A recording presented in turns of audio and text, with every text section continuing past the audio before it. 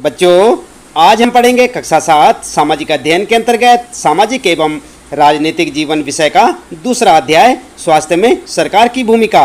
हम आपको बताएंगे बच्चों इस पाठ से संबंधित प्रश्नों के उत्तर। तो चलिए शुरू करते हैं। सबसे पहले जान लेते हैं पाठ के आंतरिक प्रश्न। आंतरिक प्रश्न का मतलब आप जानते हैं ना क्या होता है। आंतरिक प्रश्न का मतलब होता है पाठ के अंतर्गत पूछे गए प्रश्न, यानी कि जो पाठ के बीच बीच में आपके प्रश्न पूछे होते हैं उन्हें कहते हैं पाठ के आंतरिक प्रश्न। आप देख सकते हैं अपनी पाठ्य पुस्तक में। सबसे पहला प्रश्न है बच्चों, भारत में प्रायः यह कहा जाता है कि हम सबको स्वास्थ्य सेवाएं प्रदान करने में असमर्थ हैं क्योंकि सरकार के पास इसके लिए पर्याप्त धन और सुविधाएं नहीं हैं। क्या इस बात से आप सहमत हैं? और ये प्रश्न मिलेगा आपको बच्चों आपकी पाठ्यपुस्तक के 20 नंबर पेज पर, यानी कि आप 20 नंबर पेज पर देखें। आपको इस प्रकार का एक प्रश्न देखने को मिलेगा। उत्तर आप क्या लिखेंगे? उत्तर लिखेंगे, भारत में प्रायः यह कहा जाता है कि हम सबको सरकार स्वास्थ्य सेवाएं प्रदान करने में असमर्थ हैं क्योंकि उसके पास इसके लिए पर्याप्त धन और सुविधाएं नहीं हैं। हम इस बात से सहमत नहीं हैं क्योंकि संसार भर में भारत में सर्वाधिक चिकित्सा महाविद्यालय हैं और यहाँ सबसे अधिक डॉक्टर तैयार किए जाते हैं। लगभग हर वर्ष 15,000 नए डॉक्टर योग्यता प्राप्त करते हैं, लेकिन सरकार की गलत नीतियों के कारण स्वास्थ्य सेवाओं में कमी हो रही है। हमारे यहाँ से काफ़ी संख्या में डॉक्टर विदेशों में पलायन कर जाते हैं, जिससे स्वास्थ्य सेवाओं में कमी होती है। तो इस प्रकार से आप अपने इस पहले प्रश्न का उत्तर लिख सकते हैं बच्चों, जो कि आपको मिलेगा 20 नंबर पेज पर। इसके बाद दूसरा प्रश्न देखते हैं। यहाँ पर दूसरा प्रश्न है, रंजन को इतना अधिक पैसा क्यों खर्च करना पड़ा, कारण बताइए। और ये प्रश्न आपको देखने को मिलेगा 24 नंबर पेज पर। उत्तर क्या लिखेंगे आप? उत्तर लिखेंगे, रंजन ने अपनी बीमारी का इलाज एक निजी अस्पताल में करवाया था जहां सभी तरह की सुविधाएं उपलब्ध थी। निजी अस्पताल में रंजन का कई तरह का परीक्षण किया गया क्योंकि इन सभी परीक्षणों को करवाने के लिए डॉक्टर ने कहा था। इन सभी परीक्षणों के बाद यह पता चला कि रंजन को सिर्फ वायरल बुखार है। रंजन को कई तरह के परीक्षण की फीस, डॉक्टर की फीस और बेड का चार्ज के कारण अधिक पैसा खर्च करना पड़ा। ठीक है, तो इस प्रकार से आप लिख सकते हैं दूसरा प्रश्न आपका और उसका उत्तर। आगे देखते हैं। यहाँ पर तीसरा प्रश्न है, सरकारी अस्पताल में अमन को किन कठिनाइयों का सामना करना पड़ा। आपके विचार से अस्पताल कैसे बेहतर ढंग से काम कर सकता है, चर्चा कीजिए। और ये प्रश्न आपको मिलेगा बच्चों 24 नंबर पेज पर आपकी पाठ्यपुस्तक में। उत्तर क्या लिखेंगे? उत्तर लिखेंगे, सरकारी अस्पताल में अमन को लंबी कतार में खड़ा होना पड़ा। जब उसकी बारी आई तो उसे डॉक्टर ने खून की जांच कराने के लिए कहा। इसके लिए उसे एक और लंबी लाइन में खड़ा होना पड़ा। जहां जांच के लिए खून लिया जा रहा था वहां भी बहुत भीड़ भड़क्का हो रहा था और इन सभी कार्यों के लिए काफ़ी समय लगा। इसके बाद ओपीडी काउंटर पर भी एक लंबी लाइन में इंतज़ार करना पड़ा। इसके बाद बात करते हैं अस्पताल के बेहतर ढंग से काम करने के उपाय। और नंबर 1 है बच्चों, अस्पताल के प्रत्येक कर्मचारी को अलग अलग काम सौंपा जाना चाहिए। दूसरा पॉइंट है आपके लिए, प्रत्येक कर्मचारी के लिए समय सीमा निर्धारित किया जाना चाहिए कि वह निश्चित समय में एक निश्चित संख्या में रोगियों की समस्या का निपटारा करें और जिस कर्मचारी एवं डॉक्टर के कार्यों में लापरवाही मिले उस पर उचित कार्यवाही की जानी चाहिए। तीसरा पॉइंट आपके लिए, अस्पताल की साफ सफाई के लिए अधिकारियों द्वारा समय समय पर निगरानी कराना चाहिए। ठीक है, तो इस प्रकार से आप अपने इस तीसरे प्रश्न का उत्तर लिख सकते हैं बच्चों। ये आपका तीसरा प्रश्न है और उसका उत्तर। आगे देखते हैं। चौथा प्रश्न है और यहाँ पर पूछा है, जब आप बीमार होते हैं तो कहाँ जाते हैं? क्या आपको किन्हीं कठिनाइयों का सामना करना पड़ता है? अपने अनुभवों के आधार पर एक अनुच्छेद लिखिए। तो आप यहाँ पर देख सकते हैं ये प्रश्न है आपका 24 नंबर पेज पर आपकी पाठ्यपुस्तक में। देखें आप 24 नंबर पेज। इस प्रकार का आपको एक प्रश्न वहाँ पर देखने को मिलेगा। उत्तर आप लिखेंगे, जब हम बीमार होते हैं तो हम सरकारी अस्पताल में जाते हैं। सरकारी अस्पताल में लंबी लाइन में खड़ा होना पड़ता है। उसके बाद सरकारी अस्पताल के विभिन्न जांच परीक्षण केंद्रों में जाने पर यह पता चलता है कि वहां के कई जांच परीक्षण की मशीन खराब है। डॉक्टर से इलाज कराने के लिए भी लंबा इंतज़ार करना पड़ता है। डॉक्टर द्वारा जो दवाइयाँ लिखी जाती हैं उनमें से कई दवाइयाँ अस्पताल में नहीं मिलती, उसे बाहर की दुकानों से खरीदना पड़ता है। ठीक है, तो इस प्रकार से आप लिख सकते हैं बच्चों। ये आपका चौथा प्रश्न है और उसका उत्तर। इसके बाद आगे देखते हैं 5वां प्रश्न।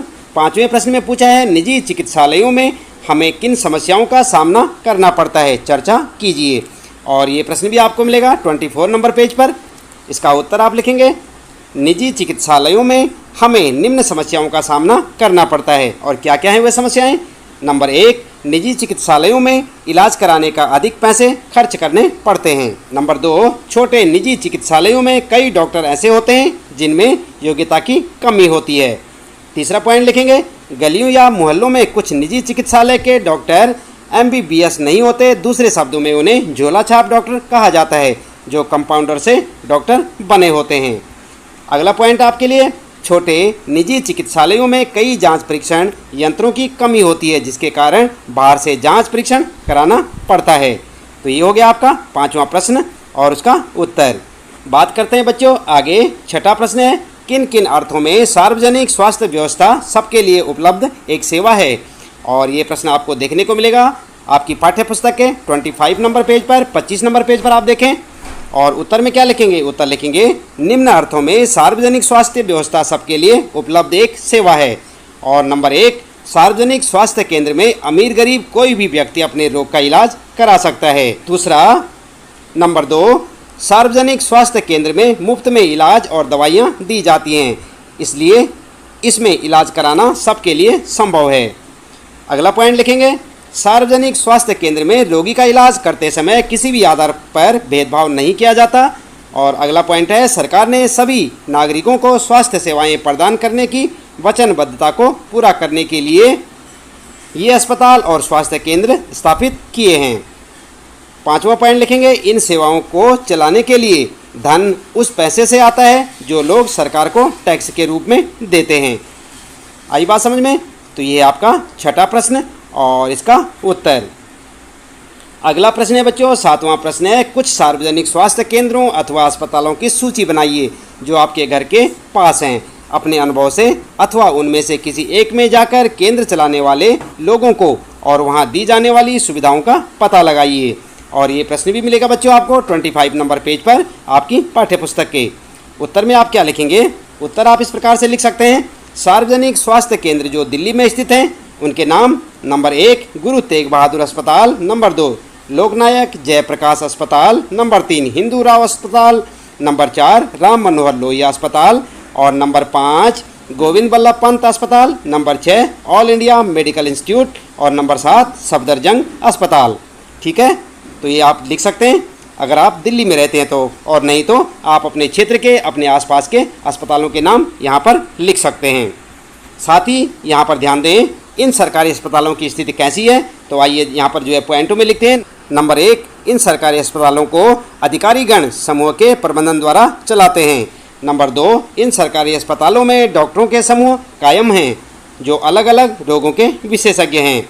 नंबर 3, इन सरकारी अस्पतालों के भवन काफ़ी विशाल हैं तथा इनमें सभी तरह की सुविधाएं उपलब्ध करवाई गई हैं। इन अस्पतालों में कई जांच परीक्षण यंत्र भी हैं। अगला पॉइंट लिखेंगे, इन अस्पतालों में रोगी को मुफ्त इलाज के साथ साथ मुफ्त दवाइयाँ भी दी जाती हैं। तो इस प्रकार से आप अपने 7वें प्रश्न का उत्तर लिख सकते हैं।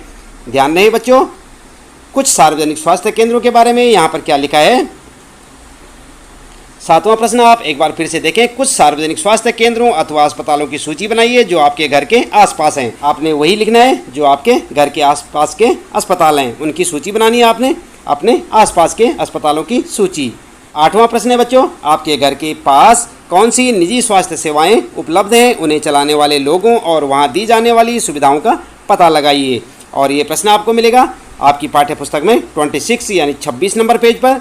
उत्तर आप लिखेंगे, निजी स्वास्थ्य केंद्र जो दिल्ली में स्थित हैं। नंबर 1, अपोलो अस्पताल, नंबर 2, गंगाराम अस्पताल, नंबर 3, सेंट स्टीफेंस अस्पताल। ठीक है, तो इस प्रकार से यहाँ पर आपने लिखे दिल्ली के निजी अस्पतालों के बारे में। आगे आप लिखेंगे, निजी अस्पतालों को निजी व्यक्ति या किसी डॉक्टर द्वारा संचालित किया जाता है। इनमें भी सभी तरह की सुविधाएं दी जाती हैं। इन अस्पतालों में सेवाएं सार्वजनिक अस्पतालों से अच्छी होती हैं। रोगियों को किसी प्रकार की दिक्कत का सामना नहीं करना पड़ता। तो बच्चों आप ध्यान रखें, ये दिल्ली के निजी अस्पतालों की बात की जा रही है। आप अपने क्षेत्र के निजी अस्पतालों के बारे में लिख सकते हैं। इसके बाद बात करते हैं यहाँ पर पाठ के अंत में पूछे गए प्रश्न। आपने पूरा पाठ पढ़ा होगा तो आपको दिखाई दिया होगा कि पाठ के अंत में कुछ प्रश्न आपको पूछे गए हैं, उनके उत्तर आप किस प्रकार से लिखेंगे। चलिए देखते हैं। पहला प्रश्न है, इस अध्याय में आपने पढ़ा है कि स्वास्थ्य में सिर्फ बीमारी की बात नहीं की जा सकती। संविधान के लिए एक अंश को यहाँ पढ़िए और अपने शब्दों में समझाइए कि जीवन का स्तर और सार्वजनिक स्वास्थ्य के क्या मायने होंगे। संविधान का एक महत्वपूर्ण हिस्सा यह कहता है कि पोषाहार स्तर और जीवन स्तर को ऊंचा करने तथा लोक स्वास्थ्य का सुधार करने का राज्य का कर्तव्य है। तो आपने पढ़ा ये। इसके बाद उत्तर में आप लिखेंगे, भारतीय संविधान के नीति निर्देशक तत्वों में लोगों के कल्याण से संबंधित कई उपबंध लिखे गए हैं, जिसके तहत सरकार के लिए कई तरह के दिशा निर्देश जारी किए गए हैं। इसी संदर्भ में नीति निर्देशक सिद्धांत में कहा गया है कि पोषाहार स्तर और जीवन स्तर को ऊंचा करने तथा लोक स्वास्थ्य का सुधार करने का राज्य का कर्तव्य है। इसलिए भारत सरकार, राज्य सरकार और स्थानीय सरकार ने कई स्वास्थ्य केंद्र का निर्माण किया है तथा पोषाहार स्तर और जीवन स्तर को ऊंचा करने के लिए कई कार्यक्रम चलाए गए हैं। तो इस प्रकार से आप लिख सकते हैं अपने इस पहले प्रश्न का उत्तर। दूसरा प्रश्न है, सबके लिए स्वास्थ्य की सुविधाएं उपलब्ध कराने के लिए सरकार कौन कौन से कदम उठा सकती है, चर्चा कीजिए। तो यहाँ पर आप उत्तर लिखेंगे, सबके लिए स्वास्थ्य की सुविधाएं उपलब्ध कराने के लिए सरकार निम्न कदम उठा सकती है। नंबर 1, स्वास्थ्य केंद्रों या चिकित्सा केंद्रों में वृद्धि करके। नंबर 2, सरकार स्वास्थ्य की सुविधाओं में वृद्धि के लिए अपने बजट में वृद्धि करे। नंबर 3, सरकार द्वारा प्रदूषण नियंत्रण कानून लाकर प्रदूषण में कमी लाया जा सकता है और वायु प्रदूषण, जल प्रदूषण, ध्वनि प्रदूषण स्वास्थ्य के लिए काफ़ी हानिकारक होता है। चौथा पॉइंट लिखेंगे, पीने के लिए स्वच्छ जल लोगों को उपलब्ध करवाकर। तो इस प्रकार से आप अपने इस दूसरे प्रश्न का उत्तर यहाँ से लिख सकते हैं।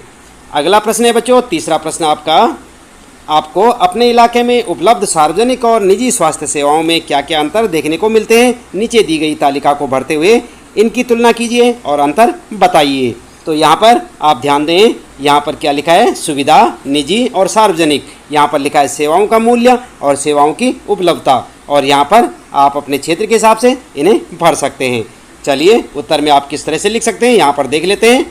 जैसे कि यहाँ पर तालिका में दिया हुआ है, सुविधा में आप देख सकते हैं सेवाओं का मूल्य देख सकते हैं और सेवाओं की उपलब्धता। इसी प्रकार से आप अपने उत्तर में एक टेबल बनाएं जैसे यहाँ पर बनी हुई है। और यहाँ पर जो है सबसे पहले आप देखें निजी में, यहाँ पर आप लिखेंगे निजी अस्पतालों में सेवाओं का मूल्य काफ़ी अधिक होता है। निजी अस्पतालों में बेड चार्ज, डॉक्टरों की फीस, जांच परीक्षण फीस आदि के रूप में काफ़ी पैसे लिए जाते हैं।